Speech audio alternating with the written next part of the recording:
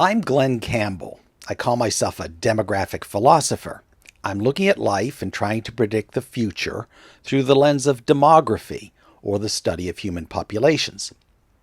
Today is March 17th, 2020, and pretty much the entire world is in full swing hysteria about the coronavirus, COVID-19.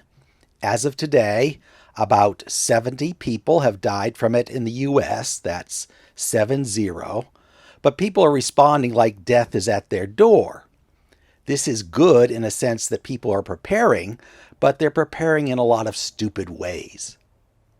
I want to speak today about two aspects of the hysteria, one of them quite trivial, and the other completely non-trivial. The trivial hysteria is the great toilet paper mania of 2020, how people are hoarding toilet paper for no good reason. The non-trivial hysteria is the wave of unproductive lockdowns and closings sweeping the planet right now. A lockdown, as I define it, is restricting the movements of healthy people as opposed to quarantining the sick people. In these lockdowns, we are restricting people to their homes, telling them to not go to work and not go out for any purpose that isn't absolutely essential, in the vague hope of preventing them from getting the disease. These lockdowns usually have a stated expiration date. For example, France has ordered its citizens to stay at home for the next 15 days. But really, these lockdowns are open-ended because what's going to change in 15 days? At that point, the disease won't have gone away. It probably will have gotten worse. So when does it end? As soon as people start interacting again, the virus is going to start spreading again. And in the meantime, these shutdowns are absolutely killing the French economy. They're not just locking down people over the age of 70 who are at greater risk, but they're locking down school kids and young adults who face very little risk. I think that these blanket lockdowns of otherwise healthy people who aren't at any great risk are going to be seen by history as one of the greatest follies of this era. I think it will be seen as decimating the economy while doing little to slow the disease. What might end up happening is that more people starve worldwide due to their economies collapsing than actually die from the disease. But let me set aside the lockdowns for now and talk about the fun stuff. Toilet paper. In America, there's none of it to be found anywhere. Right now, if you walk into a Walmart or any other retailer that sells the stuff, the toilet paper aisle has been stripped clean. Absolutely none.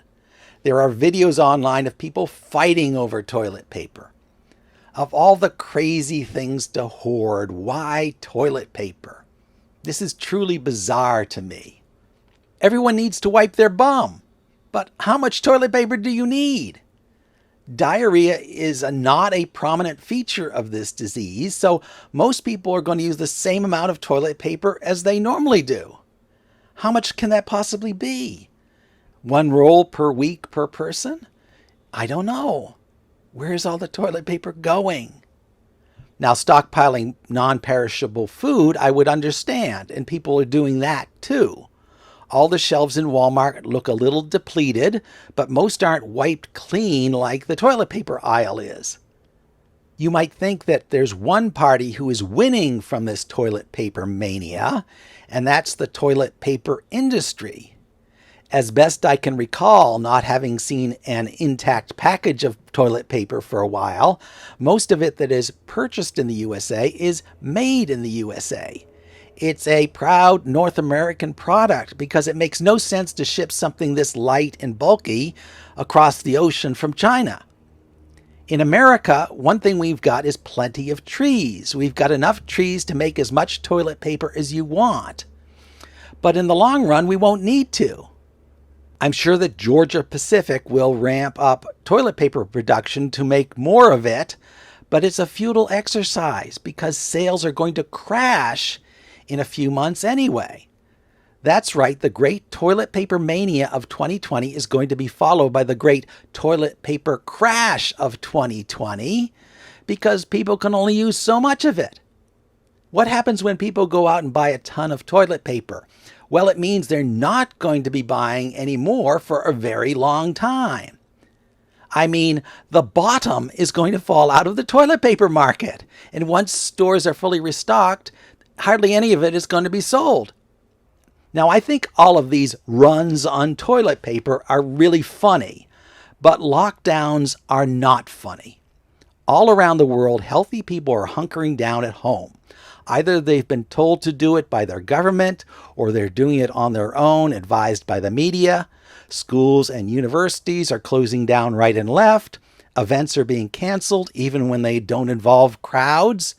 Everyone is being told to work from home if your job is non-essential. So how do you do that if you work at a store or a restaurant, or you drive cars for a living like I do? This means being out of work and not making any money. So what we're being advised to do, and in some cases, like in France, we're being forced to do, is shut down all economic activity. We're shutting down not just potentially contagious industries, but all industries short of emergency services or healthcare. The government is telling us, don't go to work, don't go to school, just hunker down until this thing blows over. The trouble is, when is this thing going to blow over? It's not going to happen anytime soon. It's going to go on and on for months. So do we shut down the economy for months? What's going to be left of our society? So France is shutting down for 15 days. At the end of that time, I don't think conditions are going to be any better. The death toll will have risen, and there will be a lot more confirmed cases. So what is the French government going to do then? Are they going to tell people to go back to work? Are they going to tell them it's okay to go to work now after telling them not to go to work when conditions were much better? Once you start a lockdown, how do you end it? It's going to go on and on.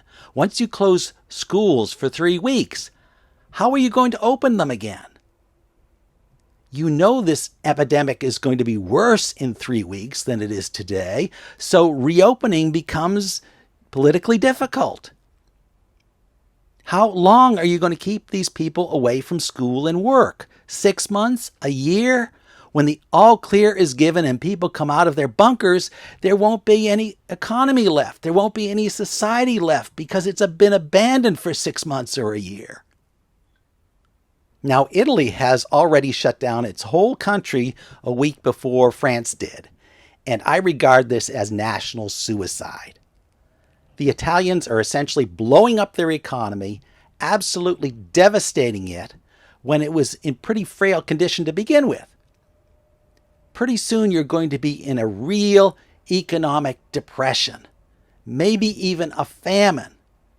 There may be food, but if people can't work, they can't afford to buy it. And if no one works, no one is producing any food, so eventually it will run out completely. And I don't think it's proven that lockdowns help improve the medical situation. That is, I don't think that lockdowns of healthy people are going to result in fewer deaths in the long run. Now, the quarantining of sick people is a different thing. That makes more sense. If you're sick, you should hunker down and stay away from others. But at any particular time, this is a small portion of the population. The economy can get by without those people, but the economy can't get by if its entire workforce is sent home. One of the rationales for lockdowns of young and healthy people is the perception that anyone can be a carrier. There may be some evidence that the virus can be spread asymptomatically, that is, without anyone sneezing or coughing. But as yet, we don't have any reading as to how big an issue that really is. In the meantime, by treating everyone as a suspected carrier, you're destroying the economy. In the long run, you're assuring that society becomes so economically weak and dysfunctional that it can't respond to any kind of threat. For example, no country can just make money out of thin air.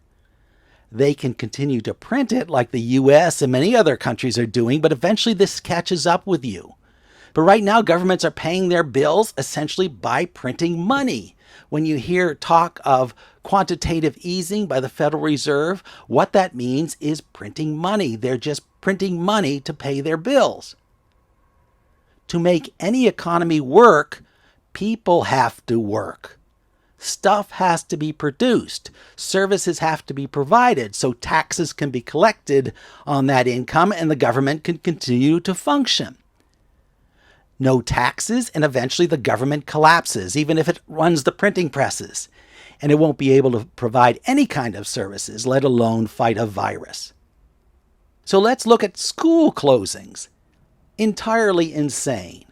They're kicking kids out of school, so where are the kids going to go? Now parents have to scramble for daycare, and the lack of it may force them to leave work so they can't make money.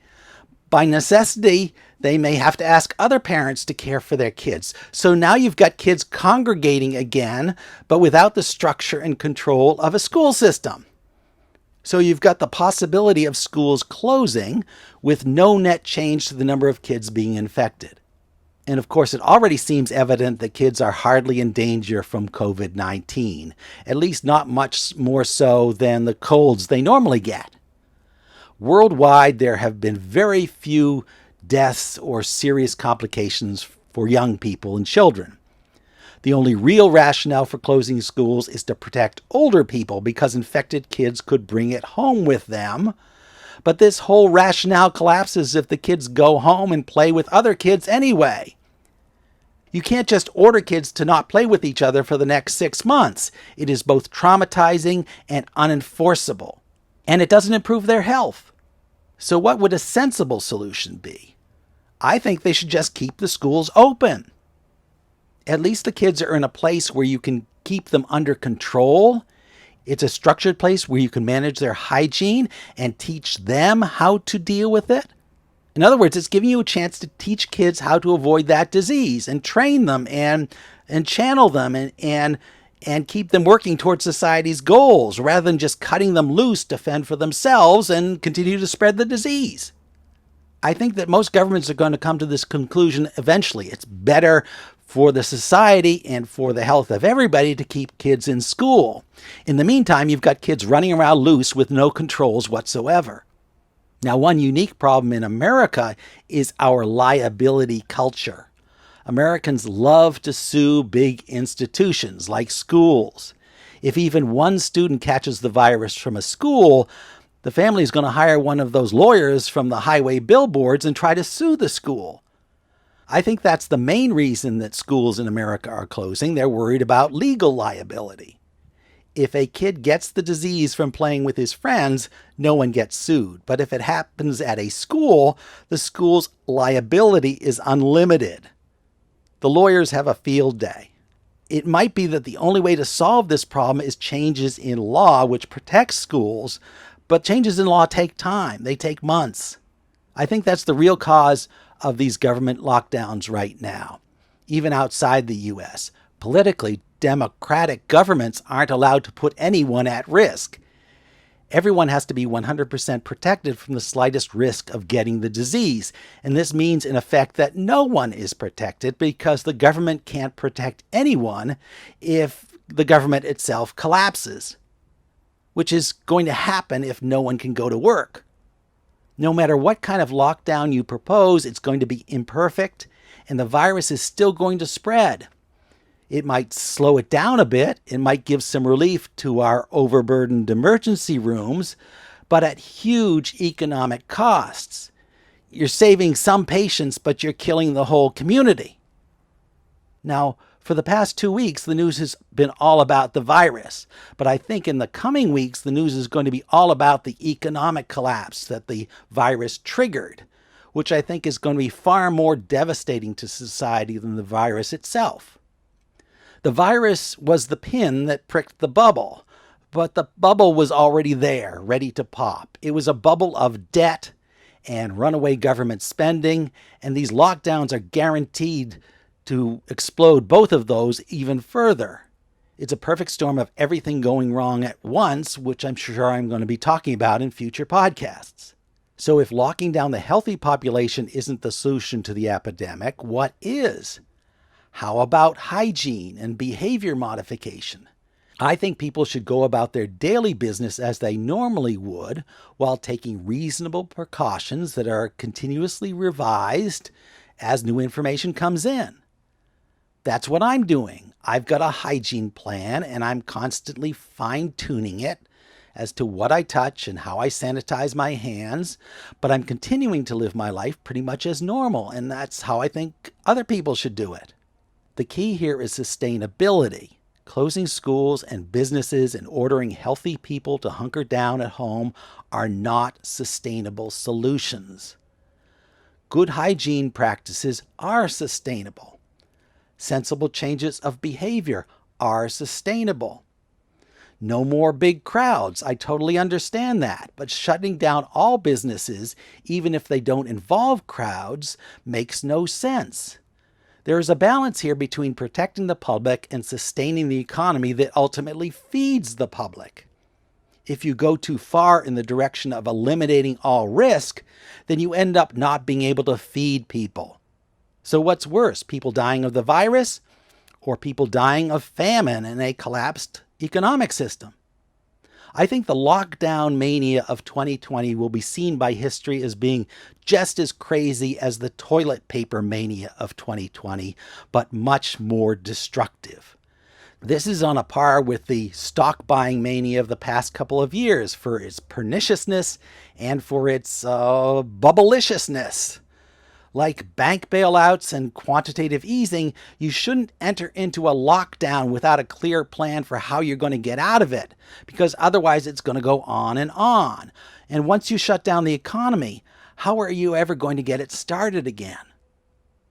There was no fundamental logic or sensible analysis behind the debt and asset mania that inflated this bubble, the one that's now popping, and there's none behind the lockdowns either.